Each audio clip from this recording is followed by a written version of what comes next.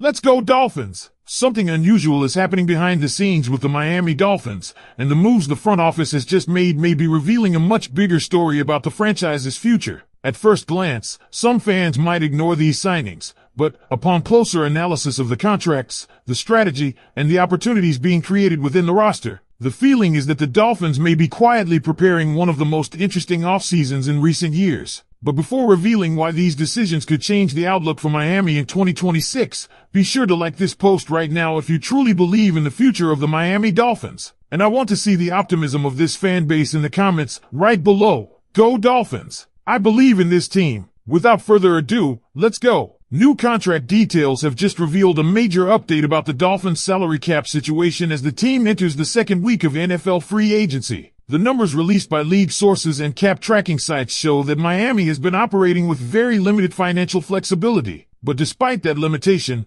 John Eric Sullivan appears to be pulling off what many insiders are calling a masterclass in budget roster building. One move in particular caught the attention of many analysts. Edge rusher Joshua Uche has reportedly signed a one-year deal worth around $1.4 million, with a cap hit of only about $1.2 million for the season. That number is extremely low for a pass rusher who has already proven he can get to the quarterback. Now let's be clear, nobody is saying Uche is coming to Miami to become a 12-sack superstar overnight. But this is a player who recorded 11.5 sacks back in 2022 and has shown flashes of serious pass rush ability. Last season, even in limited snaps with Philadelphia, he produced one of the highest pressure rates among players with around 120 pass rush reps. In other words, when he was on the field, he was disruptive. And for a Dolphins roster that currently lacks depth at the edge position, bringing in a player like that on a veteran minimum contract could end up being a huge value move. If the Dolphins had to play a game tomorrow, there's a strong chance Uche would line up as the starting edge rusher opposite Chop Robinson. That could obviously change as the offseason continues, especially with the NFL draft approaching in about 6 weeks. But right now he immediately becomes one of the most important pieces in that pass rush rotation. But he's not the only bargain signing.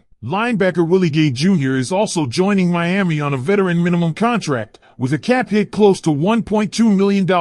The expectation around the league is that he'll likely serve as the team's third linebacker option this season. Meanwhile, veteran defensive back Lonnie Johnson Jr. also signed a similar deal, and he could compete for snaps either at nickel corner or safety depending on how the roster shapes up. When you start looking at the full picture, it becomes even more surprising. The Dolphins made 16 outside signings during the first week of free agency, and according to the available information, 14 of those deals were essentially veteran minimum contracts. That's an incredible strategy for a team that entered the offseason with very little cap space to work with. Instead of chasing expensive stars, the front office focused on low-cost players who still have upside and a chance to earn significant playing time. And that opportunity might actually be one of the reasons Miami has been able to attract these players so early. Because even though many projections expect the Dolphins to struggle next season, these free agents know something important. This roster still has open spots, which means real opportunities to start, rebuild value, and possibly earn a bigger contract in the future. Right now, after these signings have been accounted for, the Dolphins' available cap space sits at roughly $9.7 million.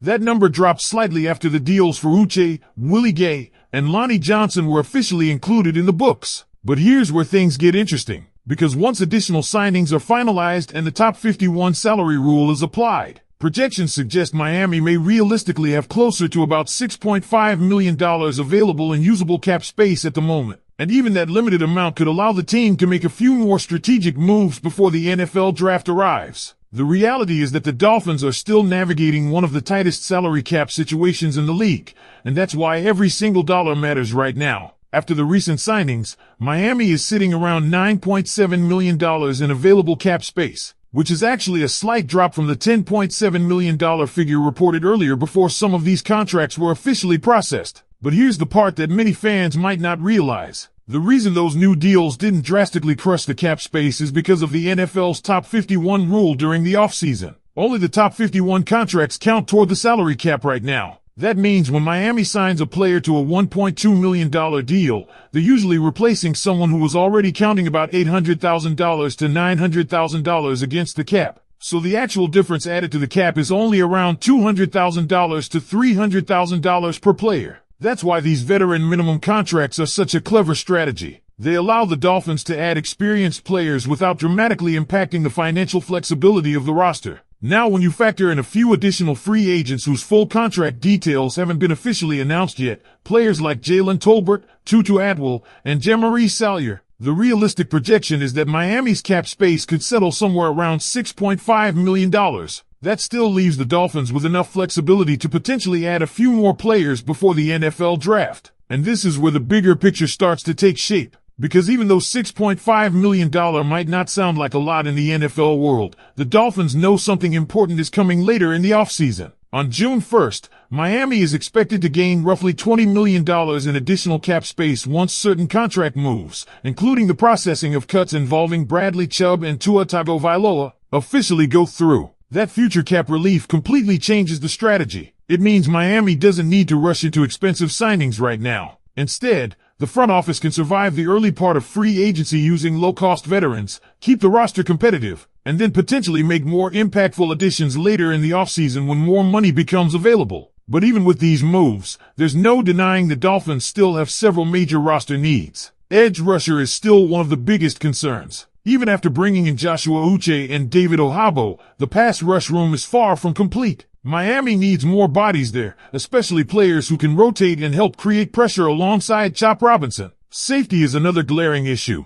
Right now the depth chart at that position is extremely thin, featuring names like Zane Anderson, Lonnie Johnson Jr., and Dante Trader Jr. That group alone is not enough to anchor a full NFL secondary. Cornerback also remains a concern because the Dolphins still don't have a clear number one shutdown corner on the roster. And on the offensive side of the ball, the interior offensive line and tight end positions are still areas where the team could use more reinforcements. There are even several veteran free agents that analysts believe Miami could target to strengthen those spots. Players like David Njoku at tight end, Kyle Duggar at safety, A.J. Epineza on the edge, and Spencer Burford on the offensive line have all been mentioned as potential fits depending on how the Dolphins choose to spend their remaining cap space. But if you ask many insiders around the league, the two positions Miami should prioritize the most right now are edge rusher and offensive line depth. Because if the Dolphins want to compete in 2026, they cannot afford to enter training camp with an incomplete pass rush or a fragile offensive line. Injuries happen every season in the NFL,